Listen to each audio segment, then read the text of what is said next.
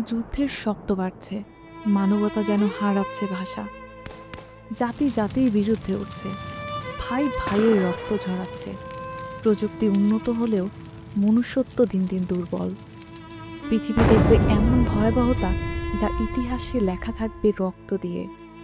ভবিষ্যৎ অনিশ্চিত, বেঁচে থাকার আশা ক্ষীণ। অস্ত্র দিয়ে হয়তো ভূখণ্ড জেতা যায়, কিন্তু আত্মা হারে। নেতারা কথা বলে শান্তির, কিন্তু চালান হিংসার রাজনীতি। তখনই মনে প্রশ্ন জাগে, কোথায় আশ্রয়, কোথায় সত্যিকার নিরাপত্তা? পবিত্র বাক্য বলে যিশু শান্তির যুবরাজ। তিনি পাপের শত্রুতা ভেঙে মিলন এনে দেয়। কারণ যিশু বলেছিলেন, তোমরা এই পৃথিবীতে কষ্ট ও চাপের মুখে আছো, কিন্তু সাহস হারিও না, আমি পৃথিবীকে জয় করেছি। মনে রেখো, এই জগতের নিয়মে নয়, যিশুর মধ্যেই আছে চূড়ান্ত শান্তি ও চিরন্তন নিরাপত্তা।